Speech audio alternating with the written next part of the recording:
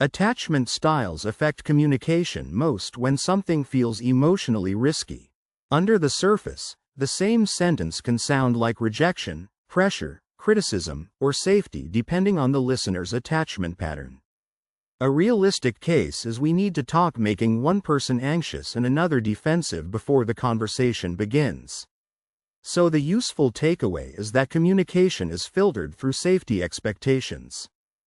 Anxious communication often seeks closeness quickly. The practical engine is simple. The person may ask repeated questions, need fast replies, or push for immediate reassurance. One ordinary version is after a short disagreement, they may text paragraphs trying to restore connection. The result is that the message underneath is usually fear of disconnection. Avoidant communication often reduces emotional intensity. Mechanically, the person may become brief, logical, delayed, or silent when feelings rise. Think of answering a vulnerable question with, "I do not know," because deeper words feel exposing. That is why distance is used to regain inner control. Secure communication stays connected while being honest. The process works because a secure person can say what hurts, ask what they need, and listen without making every conflict a threat. Picture, "I felt ignored last night, but I want to understand what happened." The practical lesson is that the relationship remains bigger than the problem. Fearful avoidant communication can change quickly. The hidden lever is that the person may reveal a lot, then regret it and retreat. This shows up when sharing a painful memory at night and acting cold the next morning. The viewer should remember that vulnerability can trigger both longing and alarm. Texting makes attachment patterns louder. The moving part is this: lack of tone, timing uncertainty, and read receipts create room for anxious stories and avoidant pressure. You can see it when a 2-hour reply delay becoming proof of rejection for one person and normal busyness for another. Once you see that, digital communication adds ambiguity. Conflict timing is a common mismatch. What changes the outcome is that one partner wants to resolve immediately to feel safe, while the other needs time to calm down. For example, arguing at midnight because one person cannot sleep unresolved and the other is exhausted. That small detail changes the decision because timing needs negotiation, not moral judgment. Protest behavior is communication through pressure. In real life, instead of asking directly, a person may withdraw, threaten, test, criticize, or exaggerate to get reassurance. A simple example is saying, "Maybe we should break up," when the real need is, "Please show me I matter." This matters because indirect fear-based communication damages trust. Shutdown is communication through absence. Under the surface, silence, changing the subject, leaving the room, or becoming numb can be attempts to avoid overwhelm. A realistic case is a partner staring at the floor during conflict because their body has gone into freeze mode. So the useful takeaway is that absence still sends a message, even when no words are spoken. Attachment-aware communication starts by naming the process. The practical engine is simple. Partners can say what is happening inside before arguing about the content. One ordinary version is, "I am getting scared and wanting to push.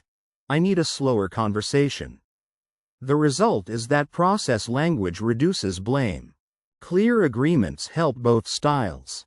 Mechanically, anxious partners need reliability, avoidant partners need respectful space, and both need follow-through. Think of agreeing that conflict breaks can happen, but the person taking space will return at a specific time. That is why structure can protect connection and autonomy together. Tone can matter more than vocabulary. The process works because a technically correct sentence can still feel threatening if delivered with contempt, sarcasm, or coldness. Picture, "I am fine," said with icy distance, creating more alarm than an honest explanation. The practical lesson is that emotional signal and words must match. Questions can either invite or interrogate. The hidden lever is that anxious fear may turn questions into cross-examination, while secure curiosity leaves space for truth. This shows up when "where were you" becoming an accusation instead of a genuine request for context. The viewer should remember that intent changes how the other person receives the question. Avoidant partners may need help translating space. The moving part is this: space without explanation can feel like rejection to the other person.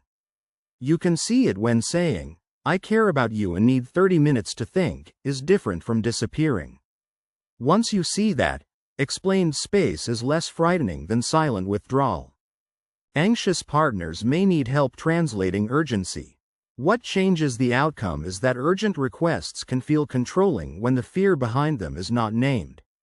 For example, "I need reassurance tonight because I am spiraling, not because you did something wrong."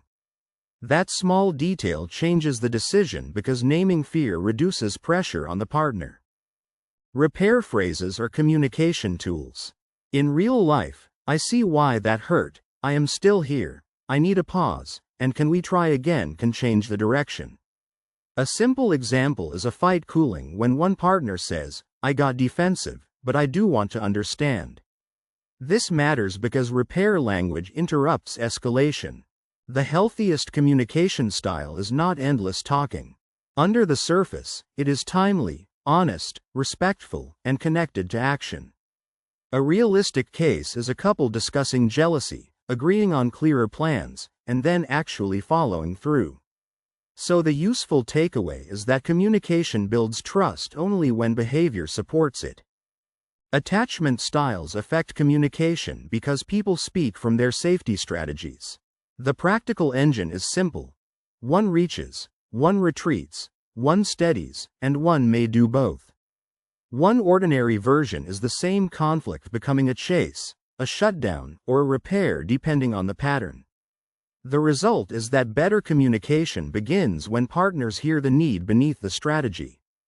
Attachment styles affect communication most when the conversation carries emotional risk. A simple question like, "Are we okay?" can feel like a request for closeness, a threat of conflict, or an invitation to repair depending on the person's pattern. The words matter, but the nervous system decides how dangerous those words feel. An anxious communicator may use repeated questions, long explanations, or emotional urgency to reduce uncertainty. They may not be trying to overwhelm the other person. They may be trying to restore safety quickly. But the speed and intensity can make the other person feel pressured, which then creates the distance the anxious person feared. An avoidant communicator may become brief, logical, delayed, or silent when emotion rises. They may not be trying to punish anyone. They may be trying to stay regulated by lowering intensity. But silence can feel like abandonment to the other person. The same strategy that protects one partner can frighten the other. Healthier communication begins when both people name the process, not just the content. Instead of arguing only about the issue, they can say, "I speed up when I feel scared," or "I shut down when I feel overwhelmed." That turns communication from a battle into a repair plan. Attachment-aware communication is not perfect wording. It is safer pacing. A practical repair sentence can be powerful. "I am not trying to attack you. I am trying to understand what happens between us." That sentence slows the threat response. It reminds both people that the communication pattern is the shared problem. When partners can talk about the pattern without shaming each other, attachment differences become easier to work with.